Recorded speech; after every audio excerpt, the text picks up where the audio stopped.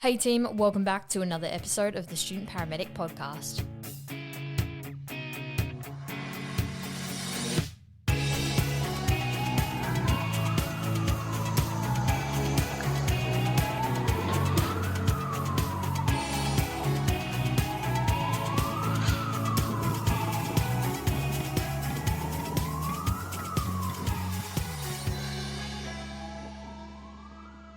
Hey team, welcome back to the Student Paramedic Podcast. Today I have the pleasure of sitting down with Dannie Wurtz from International Medic Solutions and Neil Noble from Australia EMS, which was previously known as Team Oz EMS.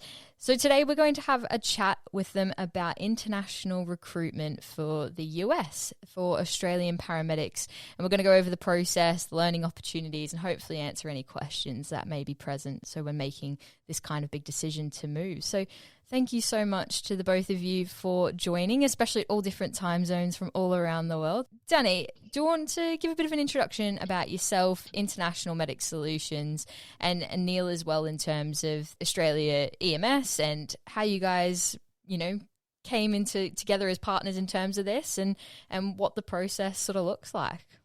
Absolutely. Neil, I'll kick it off. So my background is about 30 plus years now in emergency services. I've worked in every capacity from EMT to paramedic, ground medic, flight medic, tactical medic, rescue medic. I've kind of done a bit of everything. I've done a lot of education, got pulled into management all the way up to the executive level. So I've touched most every part of EMS over my career, mostly in San Diego, California. Spent about a decade up in Idaho working for a government service, which was fantastic, where I got to do 10 years on a cliff rescue team, which was a thrilling experience. Back in 2007, I was thrown into what some people have heard of, maybe not, but it's a clinical competition called the GEMS Games. It was hosted by GEMS Magazine back in Baltimore, Maryland. When I was thrown into that competition to kind of just go check it out with a couple firefighters here local from San Diego, thrown together as kind of a collaborative concept team. Bit of a Cinderella story. We had no idea what we were getting into, had never worked together, just kind of got there and met each other and stepped into it. Had no idea what the winning team was going to get because we had no intention of winning, so I didn't look too far into it. I figured it was like $100 in a trauma shears or something, but there we were. We wound up, again, bit of a Cinderella story, wound up winning the U.S. competition. Had no idea that year they were sending the winning team to Australia to compete in the Asia Pacific International Challenge. So a couple months later, we were on a plane to Australia in Brisbane and competing against several different countries. And lo and behold, we won again, which was fantastic experience, mind-blowing, total Cinderella story. But got to meet some fantastic people over there. And the people that put it together was partly where this team, Australia EMS, came from. Several of the players back then, they were a competition team going around the world, traveling and competing in different competitions. So got to know that group of folks, learned the EMS system over in Australia, loved it, even toggled with the idea of working there, moving over there and working there, because the hiring situation was slightly different back then. And eventually, the group that put the conference on, we kept in contact. Facebook was fairly new back then, so that was kind of our portal to keep in contact with each other. Their group evolved into what is now Australia EMS, and I'm going to kind of stop there and let Neil take over, because this is where he comes in and this kind of collaborative effort occurred. Yeah, look, I was lecturing at Queensland University of Technology on the Bachelor of Paramedicine degree in Brisbane, and got a call the one day and said, hey, we've got a couple of paramedics that are in managerial roles that would like to go over 12 lead ECGs. Would you mind coming over and giving us a lecture? And being a lecturer, I took it seriously, thought they would be actually interested in 12 lead ECGs. It turned out to be part lecture, 12 lead ECGs. Hey, would you like to go to America? It seems fun. Little African boy coming in from South Africa. I'd been in Australia a couple of years, and I was like, yeah, I'll give it a go. Let's go see what it's like. Went over to America and loved it. Actually met Dannie heavily pregnant in a restaurant just north of the San Diego border. And that's how long we know that we've been friends, because Sierra was she's now 15, 16 years old. Yeah. And so now that's how old we are. So yeah, we got to meet Danny, and we had a hell of a good laugh, as we always do whenever we go over there. But the long and short of it is, for Australia EMS, is we were winning competitions around the world. We'd gone to Singapore, we'd gone to Europe, Czech Republic, and we were hosting the Furno Simulation Challenge, which is coming up again, unshamedly plugged, in a conference next year. And we got to talk to a lot of paramedic students because we were presenting at their conferences. And essentially what they said to us was, for a bunch of old guys, you really seem to love your job. You go around the world, you win competitions. And we're like, we do, we really enjoy it. And they said, look, the experience for student paramedics in Australia is awful. Placement is scarce. When we go to some places, the mentors aren't really keen to mentor us. We're not having such a good time. And so we undertook a pledge to make that a big change and make that amazing. And so we started creating tours for paramedics to go overseas. And coming from South Africa, when I left, the people that I hired into our positions were now senior managers. So it's very easy to ring up the then juniors, now seniors, and go, hey, we'd love to bring some student paramedics over, show them a good time. Can you do this? Well, they were in helicopters, they were in rapid response cars, they were going to stabbings and shootings and car accidents, and more trauma than they could imagine in their careers. And we were standing in Cape Town, and I said, wow, this is such an experience for these guys, and they love every minute of it. How can we expand? And Colin was standing there, and he went, let's just go to America. Like, we can replicate this in the US. And I'm like, being a bit competitive, I'm like, nah, no one can beat South Africa. This is never going to happen.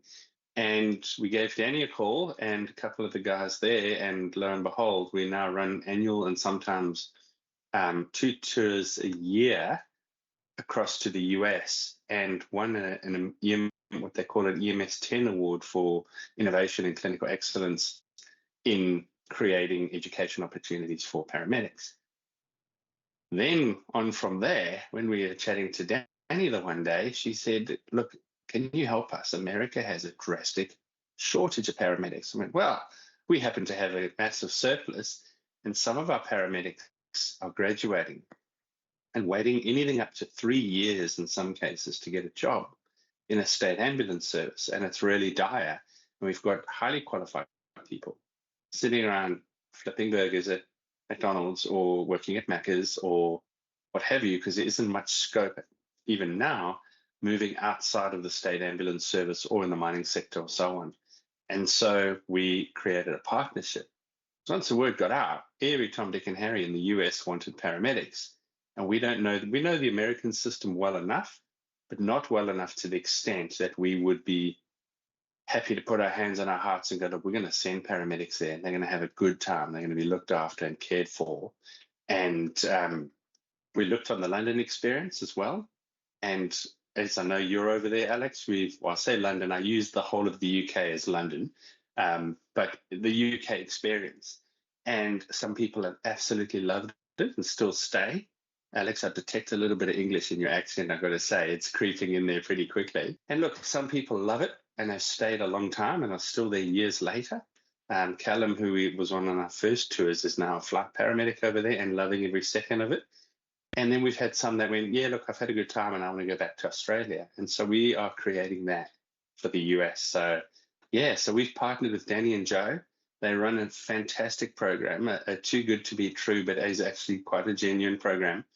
And we've got a lot of Aussies that have now gone over there, loved it, thrived, got their national registry, social security numbers, cars, house, the whole box and dice, and are thriving. And so that's what we want to create for everybody, and just get the word out there and tell them about it and go, look, there's an opportunity for you here. Go for it. Wow, that's fantastic. I love the story. It really brings like that, like you said, the genuine sort of curiosity to it, and it's really, really sweet. So how does the actual process work? You're potentially a graduating student, or you may be in your first couple of years of uni and really considering it. How do they go about, applying for these roles or getting in touch with you guys and sort of starting this process? Look, it's actually dead easy. Like, we've made it as as easy as we possibly can. So like we said before, we partnered with International Medic Solutions. So whether you go to their website at www.internationalmedicsolutions.com or Australia EMS, they are going to tell you the same things. And there's an application portal at the bottom of Australia EMS's website. And we take you through, and you've got all the information that you possibly need, and you can contact us, talk to us. We host regular webinars, and we talk to people every single day via Messenger, via Zoom, via phone calls, via grandparents, you name it. But the long and short of it is you apply via Australia EMS website. And so all your documents and all the Aussie things come to us. So we'll look at your driving history, your degree. We've had a lot of people apply. And if they're missing a document or missing some, we'll guide them through that process. Once we've got the whole package together, we vet it and make sure that you actually are an Aussie citizen, that you are a paramedic in the sense of you have a bachelor degree in paramedicine, because that's part of the process to enter into the US to get your visa. And once we've vetted all your documents from our side, then we forward it on to Danny and Joe, and they literally take it from there. So we make sure that they're getting the right candidates with the right qualifications, with the right everything, and then make it easy. So once it goes across to them, then they take over. And Danny, I'll hand over to you. This is where you guys come in. All right. Yeah, and that's beautifully laid out there, Neil, is it comes over to us, and then we just review it one more time. Then we set up an interview. And during that interview, it's a question answer session. We want people to feel comfortable. We want to know who they are. We want to know who we're going to be working with, make sure that they have that level of dedication that the employers are looking for, because they're going to put a big investment into them in return for a couple of years of service. We want to just make sure that we're aligning you with the right location, that we have a good feel of what your desires are. If you have family, bring them on the call. We've had parents call us. We've had grandparents call us, just to make sure that, their family member's getting a good deal. And this isn't some crazy scam. As Neil said, we've had people come over, and the last night before 2 groups back, we were sitting having dinner and drinks before our students took off and went to where they're going to work. And we're all kind of laughing and having a good time. And one of the girls said, when I was at the airport, my mom was dropping me off.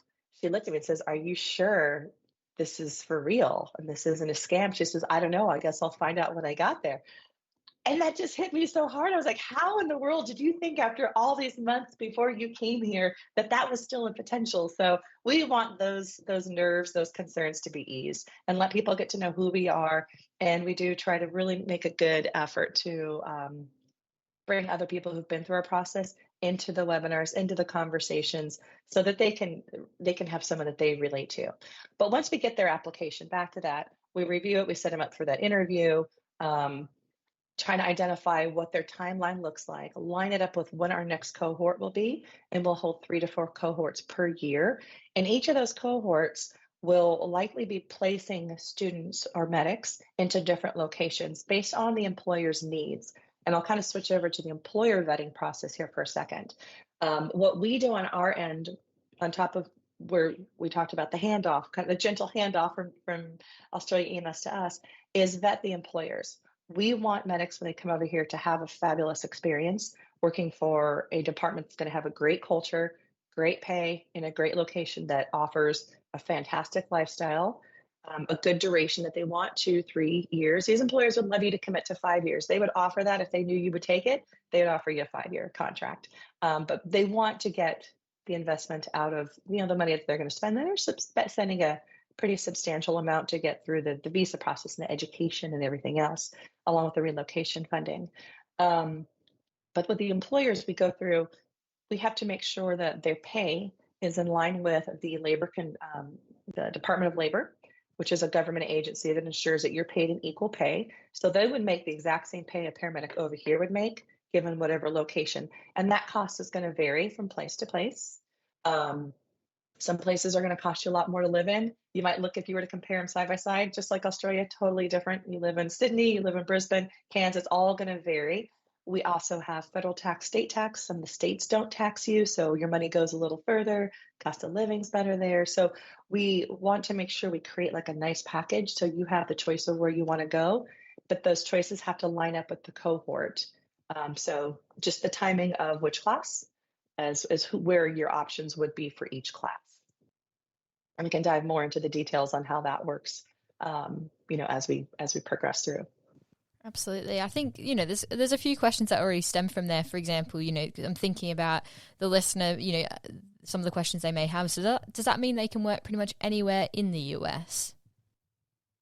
Well, the way it works, again, so we'll get these individual employers that will reach out to us. So let's say, I'll use one for example. We've got one in Southwest Florida, and we have a cohort that is starting on February 10th that people would be coming over for.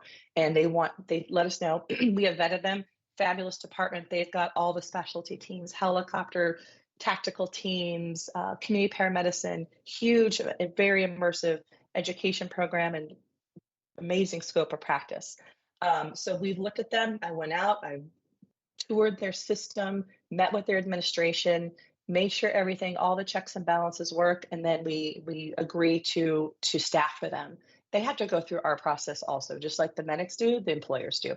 Because again, we want to make sure we're placing you in a good location so that you have a good time and you tell your friends and they all want to come. So Florida's going to be unique.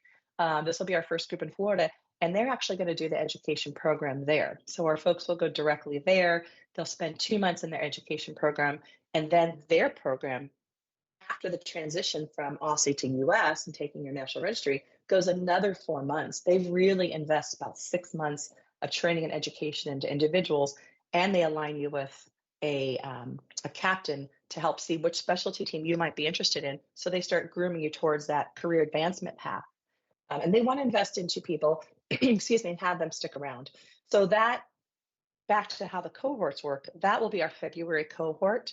That entire cohort will be going to Florida. And we're placing for 20 spots there. Looking for a 3-year contract would be ideal. They'll take a 2-year, but they would love a 3-year. Because the first 6 months are kind of gone in training, so they want to get a good 2 years after that. Excuse me. So yeah, that's how those cohorts, we fill into them. So then we'll have a cohort after that, and that cohort, because that Florida will be full for that one location. The next cohort, as we're lining up other employers, we'll say, okay, this cohort in, say, March is going to feed to these 2 places. And so if these are what you're interested in, then you're going to want to jump into that cohort. You're not always going to know which employer you're going to go to that cohort till we get a little bit closer to it, because it depends on their staffing needs at the time. And we might have one cohort that come to San Diego, because typically the process is you would come to San Diego, where we're located. You'd spend 2 months in class. After you've done 2 months, we do 2 months of remote work first, then 2 months in class. And at the end of your 2 months, you'll go to where you're going to work with your employer, and you would do your field time there. And then as soon as you're done with that, you take your national registry exam. And we've been doing 4 months of prep up to this big monster of exam that we can talk about. And once you have that, you'll get your license, and then you'll get your state license, potentially a local certification. There's a lot of layers of tasks that we have to go through to get you to this point where you're actually ready to jump in an ambulance and function. And that's the stuff that we handle with you. A lot of layers of work. Yeah. I guess it makes sense there in terms of, depending on the cohort, the time of the year, and sort of where you want to go will depend on sort of when you start and how that works. So that makes a lot of sense. And you mentioned there sort of the training, and, there are quite a lot of scope differences. So I guess what are some of the big scope differences, and talk us through sort of that, the training process, like you mentioned, having to do some of that remotely, and then obviously in the US as well. Yeah, absolutely. So once we've got you established and we have you in the process, and we know which cohort you're going to start with, we kind of back it up 2 months. And over 2 months, we are going to meet once to twice a week. And those 2 meetings will be in the morning Australia time, evening our time. And we'll identify with everybody's schedules which are the best 2 days of the week to make it work. We will have some lecture. We will give assignments. You'll be given a couple education platforms to be working through. And we're doing assessment testing. We'll do an initial assessment test to kind of let us and you gauge what kind of where you sit. to the level of expectation of a entry-level paramedic in the United States. So our national registry exam is made up of like 6 different components. It'll be medical, respiratory, OBGYN, trauma, EMS operations. So there's categories. We do an assessment test so you can see where you rate in those categories, and then we can kind of cater your training to where maybe those deficits are, and you can identify where you need to spend your focus. Because we're not teaching you how to be a paramedic, we're just transitioning you to the expectation of where you should be here for entry level. So we do that for 2 months, series of tests and education, and we do some all of our logistics also, all the logistics that are prep for when you're going to come, visas, housing, information you're going to need to bring, what it's going to look like, schedules, all that kind of stuff. All of that is done those 2 months before, and then we know what day you're going to arrive. The visas allow you to come 10 days before your start date. So that 10-day window when you come, so let's say you started February 20th, you would arrive February 10th. So for those 10 days, we pick you up at the airport, we're bringing you coffee, a good coffee. Neil will tell you our coffee here is Real terrible. coffee. I make a great coffee. Not the best flat white that Neil's ever had, but I know that's his preference. Americans don't know what coffee's about, please. I've even asked him, hey, texting him, tell me what you want, and I'll grab it from some Starbucks on the way to pick you up at the airport. So we grab him from the airport, we get him settled in, and over those 10 days, what we're doing is getting your social security card, help you get your bank account set up, driver's license, cell phones, all that stuff to get you settled in. We go have a barbecue. My husband makes a great brisket, just kind of getting everybody comfortable and reuniting everyone. You've been in class together for 2 months, so everyone knows everybody virtually, but now you get to meet everybody in person. So we have a good time, get everyone settled, and then class starts. And then it's like drinking through a fire hose for about 2 months as we're getting you through all the coursework. We do try to get some fun in there. We always have a couple field trips and go out and do things, try to get people on a helicopter, get them out from some ride-alongs to learn a different system.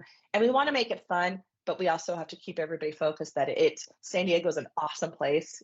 You're going to want to go out and just have a blast. But we got to get through the curriculum, and then we can go and party your hearts away. But so that's about 6 to 8 weeks of class time. And then when we're done with that, then, like I mentioned, you're going to go to your employer, wherever that's going to be, to do your field time. And there's a required number of patient contacts and hours that we have to fill for. And then once that's accomplished and your preceptor says, yes, they're good to go, then we sit for the national registry exam. Okay. And then that national registry exam, you'll know your results like that day. So the field time that you're talking about, is that more like a sort of what we call over in the UK, like a third manning, or in Australia, like I guess having that preceptorship? So is it quite supported in that sense? Oh yeah, you'll be the third person on the ambulance. So you'll have a paramedic preceptor who's a seasoned field training officer, and then likely you'll have an EMT, their partner, that's there to assist. But it'll be a combination of 3. You'll never just be 2, always 3, third person. And so it's just like a regular internship. They want to, get your hands wet, get you out there, get you used to the system, start learning their system, because on top of the medicine, there's so much other stuff you have to learn. The driving, the protocols, which hospital to go to, what are the specialty hospitals, radio communication, scene management, all of that stuff on top of the medicine. It's a lot. So we try to prep you as much as we can for that. During the coursework here in San Diego, we have a fantastic paramedic program in San Diego. It's been around for decades. And it's the same school that all of our medics go through locally is where you guys go through. And it's a very state-of-the-art program. We've got driving simulators, patient simulators, just a fantastic location and great instructors. And we have a really good time. Some of the gaps that we've seen, our medics coming out of school in the United States, a medic is a medic is a medic. There's no difference between certification or license wise between a brand new medic and like you guys have an ICP or CCP. It is just a medic. What you can do here is get additional certifications. You can, if you're going to be a flight medic, you would get your FPC. You're going to be a critical care medic doing it in facilities, you'll get your critical care paramedic. So there's additional certifications you can do for specific jobs. But when you come out, your scope of practice is at the level of a 15 or 20, 30 year paramedic. So we have to prep them for that. Some of the differences we see is we do intubation. Some places don't do peds, some places do pediatric, but we do intubation. Some places will do rapid sequence intubation. We do, the other thing I noticed that they don't usually have coming out is the electrophysiology. We pace, we cardiovert, obviously everybody defibrillates. We do IOs, I know that's common there. Some places have iGels, but it is standard here to be able to intubate. So you guys have all the understanding to do it. It's just allowing you to do it and teaching you the actual physical part of intubation. So those are some of the large things on top of the medications. Yeah, our medications are called things, called different. We do things in milligrams. You're used to mics. Yeah. Tell them what paracetamol is. Go on. Acetaminophen. Acetaminophen, Tylenol. Yeah, your paracetamol is Tylenol. Then they work everything else out in pounds, and you've got to change it over to kilograms. And then Danny mentions the driving. The driving's fine. They just drive on the wrong side of the road. And so the Aussies now need to learn. And the vehicle. And then, of course, they're all coming out of uni. They've got to learn how to drive without messaging on their phone and talking to everyone and checking Snapchat and everything all at the same time. And so I must say, I just want to interject here and say, look, one thing that's very important to us, Alex, you've been through immigration now and gone over to the UK. Alan and I came over from South Africa to Australia.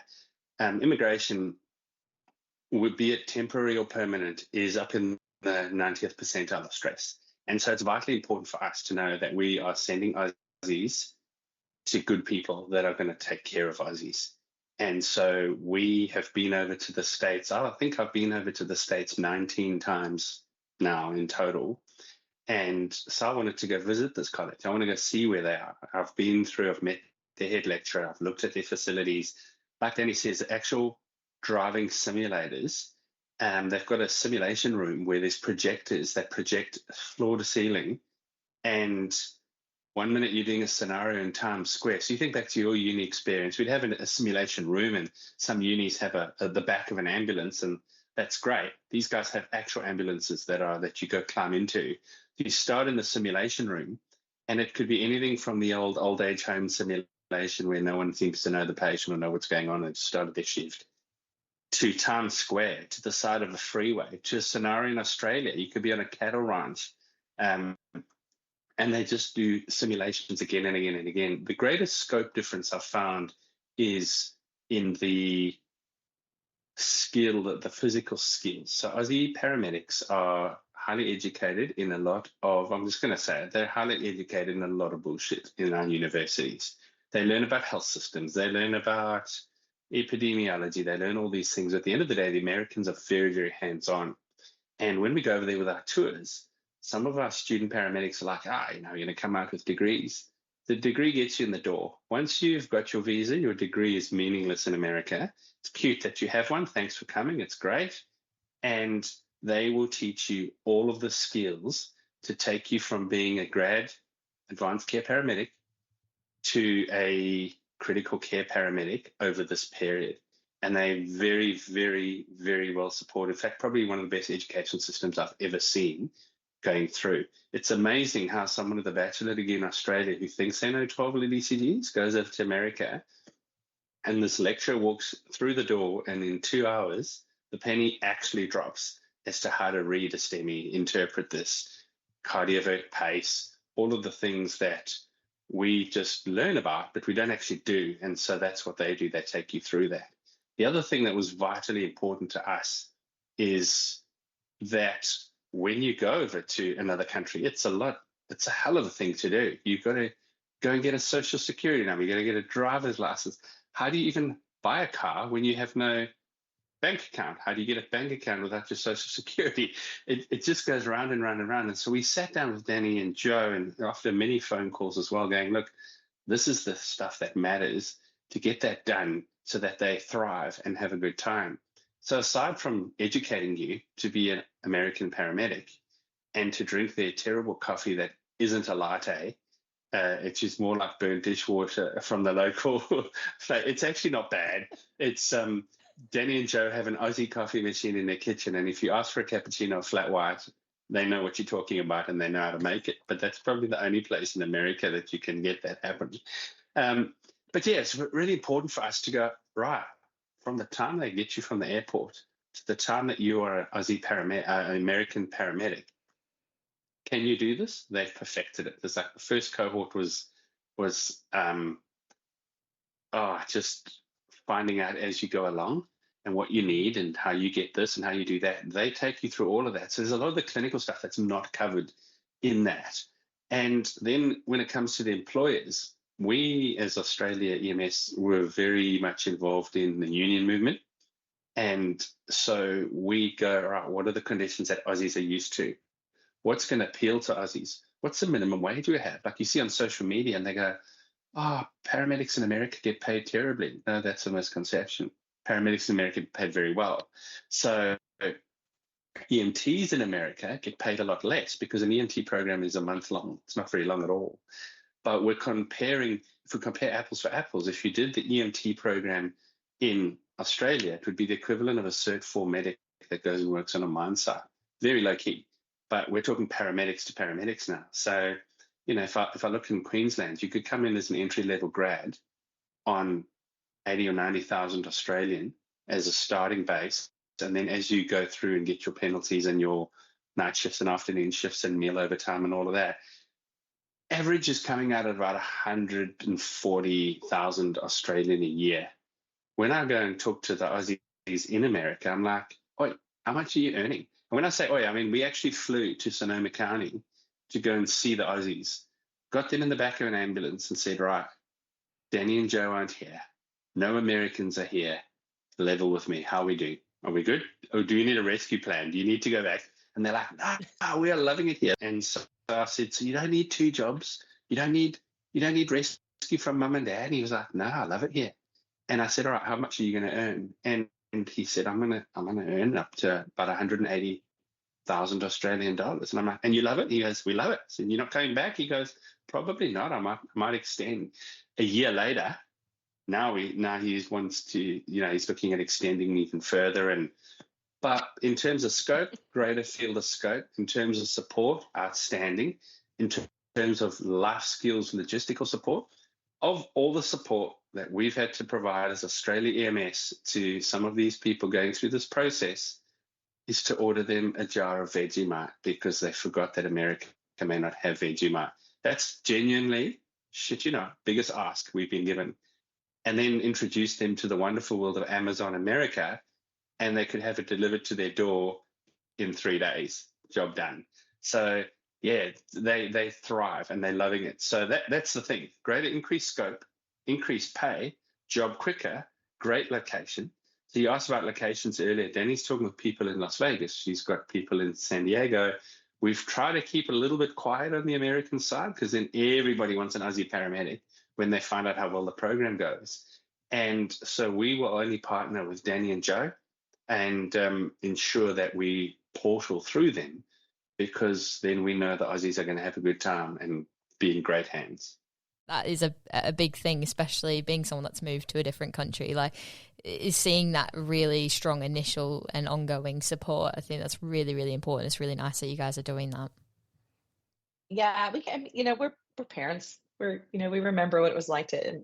Joe has a big background in the military. He's been in the military for 23 years. He's traveled around the world a lot. I haven't as much. But just knowing that you're going to go out into something completely foreign, a whole different world, we want you to be comfortable. And we've kind of, we take a bit of a mom and dad role to a point. I actually told him, stop saying mom and dad, because he tells me, we feel like you're our mom and dad, American family. I said, I think I need more like the cool aunt title, because it makes me not sound as old. Get you out, have some fun. But we have developed the first group that went through was certainly a lot of trial and error, and our hearts go out to them, forever. We owe everything to that group who, trusted in us as the first group to come through. And there was a lot of lessons learned. At first, we joked about them being the guinea pigs, then we had to stop calling them that and call them our pioneers. And they just celebrated their first year and had the pinning ceremony and everything. It was fantastic. But they really paved the path. And so we're forever grateful to them. And it was a lot of learning, which Social Security office can actually get it done quickly, which cell phone carrier works with the Australian cell phones and the chips, which, because you don't have credit, which car dealerships will actually sell to you without credit and give you a reasonable rate, which banks are going to work with you. Initially, we had people go to all different banks, and they were all coming back with different information. We were told we need this. We were told we need this. They can't do this. Well, this one can give me a credit card. Well, this one couldn't. This. So we said, okay, stop. We're going to go out. We are going to go to the banks and say, this is our situation. This is what they have. What do you need? So we went and did the legwork to all these different places and found the right car, the 2 car dealerships that will work, which bank works with it, and what documents they need. So before you come, it was a 3-page, now it's, I think, 12 pages, called our process map, that lines out everything you need to do and what you need to bring and what to expect. And here's the link to this, and here's the form to download for this. And it's all in one central place, because there's nothing more frustrating than having all this unfamiliarity and then not knowing where to find stuff. So we put it all into one spot. I think is like the golden ticket, for everything, to just make things smooth and easy for people coming through. Because there's so many layers of bureaucracy to get to the point of working as a medic on the federal level, state level, local level, and then navigating all those other things, background check for this, a live scan for that. Now go get this form, submit this. Well, you need these 3 documents. Like, we don't want them to have to worry about it. I give them the document, and then as we're going through it, we piecemeal each piece together, and it's all in one spot. Just very, very, very organized to make it as easy as possible. With each group, it gets easier and easier. I think Danny's talking it down. Actually, that work involved in this is insane. And look, reverse engineer it. Imagine a UK paramedic. And I know we've had a lot of UK paramedics come over. You just sort of arrive and get told, meet at this place, and then you go through your courses of the UK paramedics coming into Australia.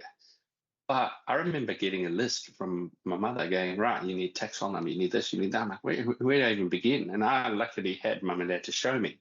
But a lot of these students don't have that in America. And America is one of these places where it can have the level of bureaucracy of a standard Australian government department. But if you've got the right people who know the right things, they can navigate you through that. Danny just mentioned not flippantly, what's the word I'm looking for? Casually. Yeah, we just get you on a helicopter. Where in Australia can you just get someone on a helicopter? I've been a flight paramedic in Australia for a number of years.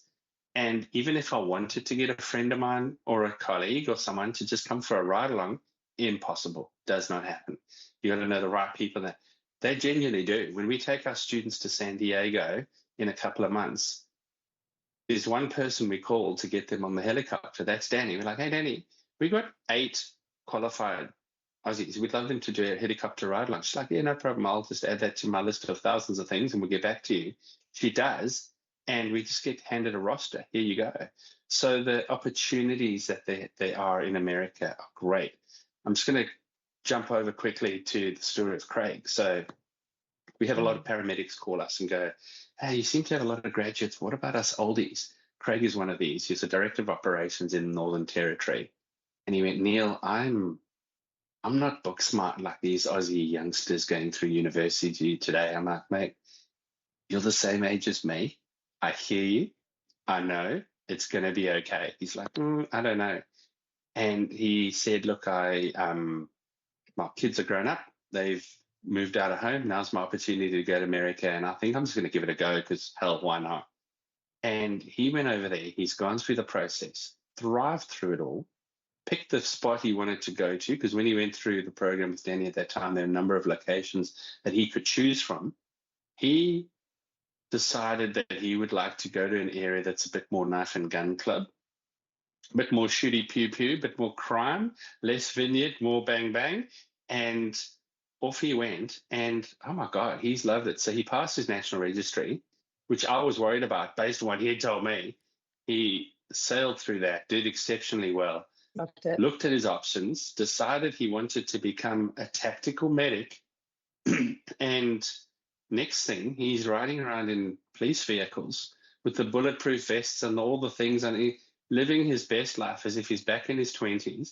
Danny, what award did he win in the first couple of months? Yeah, he gets there. They love him. And that's a pretty tough, he's in Oakland, California. He said, I want Knife and Gun Club. I said, boy, do I have a place for you. So we put him into Oakland, and I forewarned him. He's like, no, this is what I want. I said, okay. And within, I think 2 months, maybe 3 months, I get a call, and he got First Responder of the Year award. Or first he got on the tactical team, and then he got a First Responder of the Year award. I was like, God, dude, slow down. And I told his director, the director that hired him, I said, this guy, you're going to love him, and watch your job, because I think he's going to sail right up the ladder. So he is just killing it, and he's having a blast. He's made a special friend, sounds like, and is just living his best life. I love watching the social media to see how they're doing, and it's very exciting. It does sound really, really exciting, to be fair. I'm going, gosh, when can I sign up? Come on over. Oh gosh, I would. Don't tempt me, I would. So in terms of some sort of further questions that I'm sure people will have, and questions that I had when I was considering moving overseas. So, you know, you guys have fantastic support. Is there support in terms of like more the logistical side of things? Is there support with relocation costs? And sort of the other main question is, are they really fixed into the contract? So if they're not having a good time for any reason, or family things at home dictate that they need to go home, or whatever may occur, are they sort of stuck in that contract, or is there ways that, you know, is there some kind of wriggle room to make for sort of unexpected challenges? Yeah, so the relocation, there is support there. So the way we approach it with the employers, I say, listen, you give me your best package. I will go, you tell us what you offer, your pay, your benefits, any frills. I mean, we just spoke with one the other day. They've got, not only does your insurance kick on the first day, but they also offer pet insurance. Like, tell us everything unique about you guys and special about you. And we take links to the locations so you can see what the area looks like, housing, all that kind of stuff. So we build a package, and we say, in that package, we expect a minimum $3,000 allocated towards their relocation. And however, each department, whether it's a union or non-union shop, might be a little bit different. Some might just put that into your first paycheck. Some might give it to us, and then we have to do like a reimbursement thing with you. So it's all shaped a little bit differently depending on the employer and what restrictions they have. But there's about $3,000 there. And I tell them, if you want to add more, go for it. Everyone's been pretty much at the $3,000 because they're investing everything in the education on top of that. As far as the support for the relocating, we help you to identify housing. So we say, go on this website, take a look, put in your parameters, your filters, and try to find something, and then tell us what what you're interested in. And then what we do is make sure that area is safe. It's here's where you want to be close to. This is the area to look into. Find something that's a good fit for you. And then if need be, we'll go over and go look at it and make sure it does match the pictures. So we want to make sure that you know where you're going. And then we get you there. I even went and met with, the last group went and rented an apartment complex, some apartments right by the beach. I went and met with the owner and sat down and had breakfast with them and actually, and worked with them to get everything set up for them. So we do that physical support on top of that financial that you get from the employer. As far as the contracts, like I mentioned earlier, we have the 2-year contract because that's the duration of the visa, but they lose a little time in the beginning. They would all love for a 3-year contract, knowing that in the middle, towards that second to third year, you will have to go out of country to reset your visa and come back for like that third year or any time after that. So there's money allocated there. There's another $1,000 there to help with your travel, wherever you want to go. Do you want to go home? Do you want to go to the Bahamas? Take a trip up to Canada? Where do you want to go? But you're going to have to go out of country. And then they have a lot of money that will cover us updating your visas. So we handle that at the end there too. So once we're done, once you're out in the field and you've gone with your employer and you're working, we just take a step back. We don't take a step out of the picture. We are always here for you. My phone is always pinging with people with questions or even personal things all the time. I get personal calls because people, they want someone, that they can confide in for certain things or ask questions. How do I navigate this with my insurance or what have you? But we don't ever disappear. We just kind of take a step back till we get closer to that renewal time. Then we handle it from there. As far as if something happens and you have to go home, each employer is going to have a different employment agreement. We aren't the employer. We don't do the employment agreements. We just help to facilitate you through the process. So we have some that will have a payback clause, some that don't have a payback clause. They just please stay with us for 2 years. If something happens, everybody's very understanding. If you say, listen, something happened, I need to go home, grandma passed away and I want to go be with my family for 2 weeks, they're going to let you take leave and go home. And then, hopefully you come back. We don't want people to be very, very clear. We don't want people to see this as a free vacation to the United States. All I have to do is just go there and go to school and you're going to pay me, because you are getting paid while you go through school. Because it's devastating. We have had that happen once, and it's devastating to us because it's a lot of time and effort put in on our part, and then the employer gets upset at us because of something that we can't control. So we discourage anybody who has that thought in their mind of, well, I'll just go on holiday and get paid for it. Don't come. We don't want that. I guess it's like any employer in Australia. If you said, all right, I'm going to go from Western Australia and I'm going to go work for the Queensland Ambulance Service, and you sign an employment agreement with QAS, then you're committed to work for QAS for that period of time. And so, I echo Danny's sentiments, is that you coming over here, you're committing. So you come over, you commit for 2 years, and that's what you're going to do. And some of the immigration stuff is hard. Yes, you're going to miss home. No, you're not going to be able to go to your favorite coffee shop, get your favorite. For me, in coming over from South Africa, the clothing was just not what clothing. What an odd thing to come over and go. I was literally calling friends in South Africa, going, get me this, give me this, give me this package, and send it over. And so it's the slightest little thing that makes a difference. So we've had people go over there and get homesick and want to come home. And Alex, I'm sure you've experienced this personally. It's really, really difficult. What we're saying is commit. You're in an employment contract. Commit to this. We'll support you with all the support and love that we can, but we want you to stay there for 2 years. And as Australia EMS, we're gonna be the stern uncles and go, no, you've committed to this.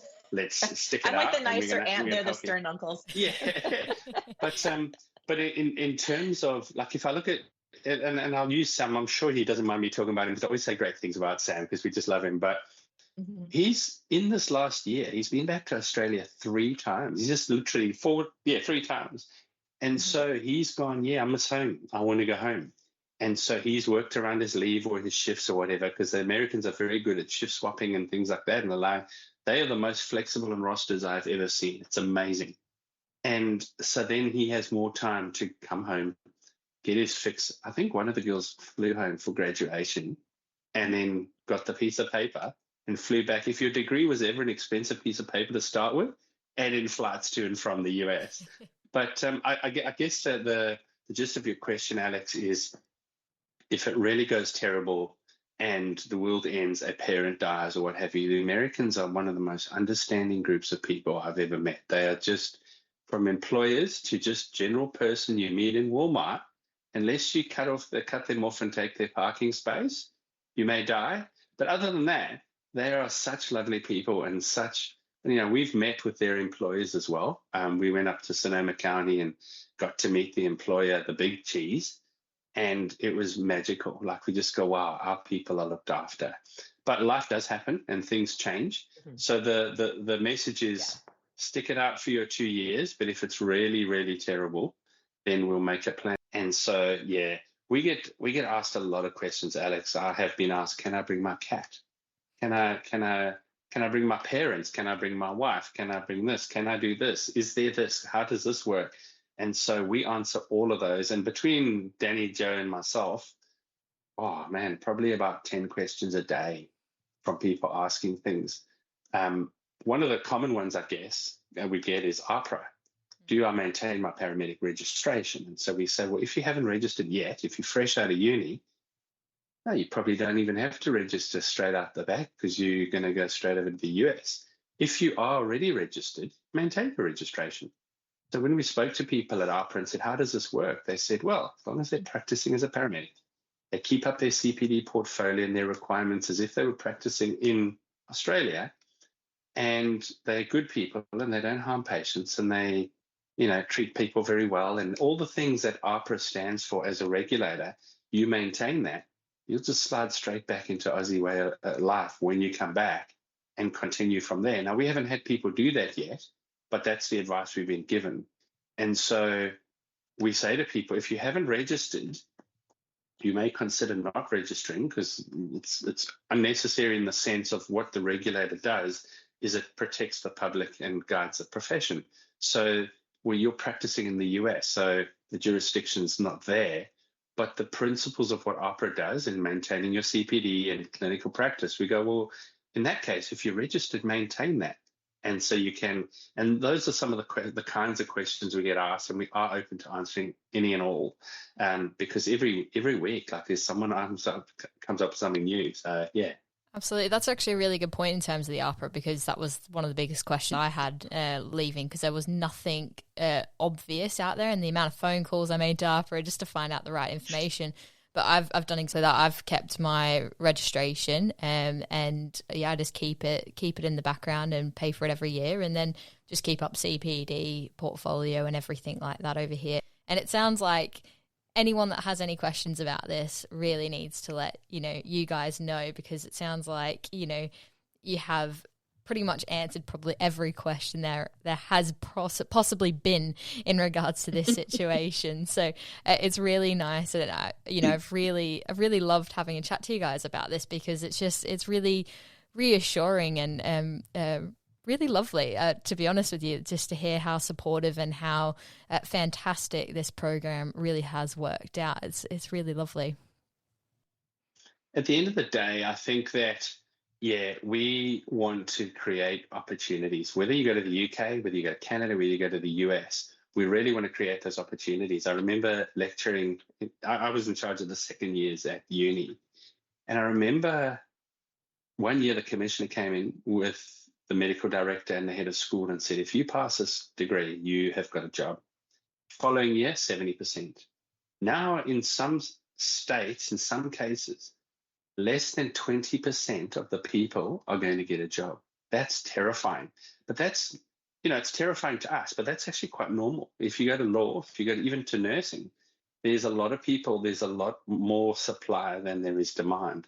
So what a great opportunity. And when I spoke to Sam in Brisbane before he left, he went, I've got nothing to lose, Neil. I'm young, I'm in my 20s, and if I go over there and I don't have a good time, it's 2 years of my life. And so I'm just gonna send it. I'm gonna thrive. And I've still got a screenshot of a text message that he sent me, and he went, Neil, this is the best decision I've ever made. I love it here. I think I'm gonna stay here for a while. Dannie and Joe are amazing. So glad I did this. Because he was thinking of pulling out. He had doubt. And if you don't have doubt, there's something wrong with you. You're not normal. And he had doubt. And he was like, yeah, I'm not so sure about this. We gave him the old pep talk. And then at the end of it, in Sonoma County, in the ambulance, he's going, God, I made the best decision. This is phenomenal. I'm having a good time. And that's what we want. And then from a career perspective, when you graduate, you go into a pool of many, many thousands of graduate paramedics. There's no point of difference. Everyone has a bachelor's degree. It's not special anymore. It's not your point of difference. Now, you, like yourself, Alex, you've gone to the UK.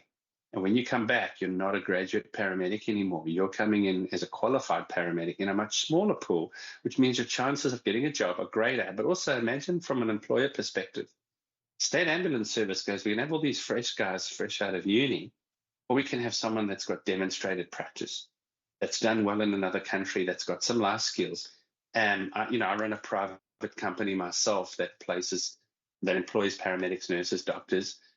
As an employer, I'm telling you, if I had someone fresh out of uni or if I had someone that's got a bit of life skills, I know which one I'm going to pick. And you have a much greater chance of getting a job. So I cannot see a downside to this. Like, it's a win-win-win. And if nothing else, you've traveled to the UK in your case, or these guys travel to America. And once you're in country, if you're in Europe, travel around Europe is relatively cheap, certainly compared to coming all the way from Australia. And the same in the States. And the guys are traveling around and they're going and visiting places and seeing things and absolutely having the best time. Why not, right? Why not take that opportunity if you have the ability to go work in multiple countries and get that title as an international paramedic? And it's just fabulous. A couple other things that people call us about is spouses. They want to know if their family can come. Yes, the visa allows for and we take care of that for your family also. Spouse can come and your spouse can work. Children can come. Children cannot work though. We are actually, there's I'm going to bring this up, a new visa that is being pushed into Congress right now that opens up to other countries. So we may not be just Australia soon. We get a lot of requests from people from the UK, from New Zealand, from other places. It's pushing through right now. It's a 3-year visa. Yeah, it's a new visa. It's a 3-year visa. So that is not through yet, but I think it's going through to Congress in the next, I think, 6 weeks. So we have our eye close on that to see what that's going to look like. But there's going to be other opportunities. So yeah, visas. The other thing that we get a lot of questions about is the configurations of shifts that are different from Australia. Often we have some places still that do 24-hour shifts. I love the 24s because you work much less. You just knock it all out. So some places have that, and they'll have usually, comfort stations that they can take a rest at. 12-hour shifts for us typically are 3 days 1 week, 4 days the next, for the most part. Not everybody, but usually 3 days 1 week, 4 the next. But you stay on the differences. You stay on the same shift, meaning if you're on days, you're on days. If you're on nights, you're on nights. We don't do the flip-flop thing. They're compacted together. So you'll do like Sunday, Monday, Tuesday, every other Wednesday, or every other Wednesday, Thursday, Friday, Saturday. So you stay on that rotation until there's a new shift pick, and then you move up. And those shift picks are based on seniority. So if you come in and get the least desired shift, just stick it out about 6 months, and you are going to move up because our turnover in the United States is so quick that you start to get seniority quite quickly and will go on a pretty desired shift. The time off per year varies from employer to employer. But as Neil had mentioned earlier, we're really, Americans are really good about shift trades. It's early here, so I cannot speak this morning. Shift trades. So if you say you work a 24-hour shift and you're on one, off two, on one, off two, you take one shift off, now you've got 5 days off. So, or you can trade it to a different time. So you can trade one of your friends and then take more time off. So even if they don't accrue a ton of leave every year, those shift trades can get you a lot of time off. So those are a couple of things that people often ask about. Yeah, absolutely. I'm sure, like we said, we could probably do a whole day's worth of podcasting to answer every single question you guys have had. I mean, it's been from someone who has moved countries, it's really been reassuring, all the sort of the questions that I've asked and all the answers you guys have provided, and it really does seem really supportive, because that is a massive thing. It's not just the job, it's not just the place, it's literally things like, where do you get your groceries, renting a new system, everything. It all is overwhelming, and losing sort of your initial support network is quite a big thing. So, and like we said before, and you said, Neil, it's an opportunity, and, no matter how difficult it gets, you always come out of those little difficulties and those little challenges, and you just go, wow, it's still a fantastic experience, and there's been so much learning from it. And I don't say that just for myself. I know so many people that have done it, and whether it be here in the UK or they've moved somewhere else, they've all said the same thing, that it's just been a fantastic opportunity. And those listening that haven't considered it before really do, because if you've got no sort of ties and do have the opportunity to do it, really do have a look at it and really consider it, because it's really fantastic.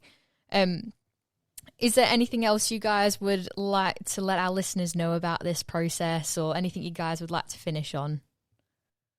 I think the one piece of advice I have is get your social proof. So, in terms of what our previous medics have been through. So if you go into Australia EMS or International Medic Solutions on the social media, you'll have a look and reach out to the people that have gone through already. Unfortunately, there are operators around, as always, that take people across to America, And yeah, we'll be honest with you, some people have gone through, some operators, and not had a good time. Without talking poorly of anyone or highly of anyone else, we just literally say to you, reach out to the people that we've worked with. We've got such a great track record. And I say we just send them to America. Danny and Joe take over from there. So Danny and Joe have got an excellent track record. Reach out to any one of the paramedics that have been through their program, and any other program that you look at, the proof is in reach out to who's been before you. Same with the UK. I'm sure, Alex, you get heaps of questions about people that want to come over and go, oh, I know Alex has gone over there. Let me reach out to her and ask some questions. All of the people that have gone through our program have agreed and said, yeah, reach out to us, have a look and see, are they actually loving it? Or what sort of questions do they have? Because unfortunately, there has been one operator in particular where people have gone over and sort of arrived in America and gone, right, thanks, see ya. And they've been left a bit stuck, and which is where the point of difference is with Danny and Joe. And so an international medic solution. So yeah, have a wonderful time over there. Reach out to us if you need anything. We're here to support you. But Danny, over to you. Is there anything from your side? Yeah, I would say don't hesitate to reach out. Hit us up through the website or through our social media.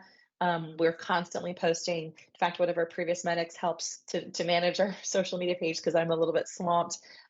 We do try to put up a lot of testimonies of people as they're going through and celebrate their victories of, passing their national exam. But you can reach us through email. You can reach us through social media. We even have one of our medics who just went through. He has an Instagram page called the Aussie Paramedic Adventure. That's Tristan, and you could see directly from him what his experience has been, and he's kind of documenting all of that to share with people who are interested. So we'll get you contacts, Alex, for people that you can maybe bring on and have a chat with them about their experiences individually. But we're very transparent with that. We'd love for you to talk to anybody who's been through the program and process, and anything we can do again to make it a great adventure with some fantastic employers that are all, again, handpicked by us to make sure that you're going to have a good experience while you're here and well taken care of. Absolutely. Well, thank you for that. And like you said, it's an adventure, and I really do encourage everyone to really take on that adventure and get out there and experience the world, because it's a big wide world out there, and there's lots to gain. So thank you to you both for coming on. I'll pop both of your links into the show notes, and hopefully our listeners get in touch with you and start to inundate you with some more questions as well. Perfect. Yeah, we're packing the 2025 cohorts, so get in quickly because they're filling up. Alex, just echo what you say. The opportunities are so good. You've got this degree. It doesn't just commit you to state ambulance service for the rest of your life until you retire as a boring old person. You can use that degree and to your advantage. And even if you didn't want to go stay in the UK or in America, that you can use it to your advantage. We did run a campaign, I must tell you, total transparency recently, but I'm just going to take the piss out of the UK. And we had why would you want to go to the UK? How terrible is the weather? Tagged a whole lot of British senior paramedics. And they just sent me back pictures of tornadoes. That's the reason why would you want to go to America? They have tornadoes and no tea. What's the go there? Why would you want that? So look, we'll have a bit of banter internationally because we've got so many friends across the world. And wherever you end up, just use that bachelor degree to have the best time and have a great adventure. And if we can help in any way, reach out to us. Fantastic. Thank you so much to you both. I really, really appreciate you both coming on at all random times in the day and the night. Thank you so much. Thank you, Alex. No worries. Really Thanks, Alex. Thanks for listening to this episode of the Student Paramedic Podcast.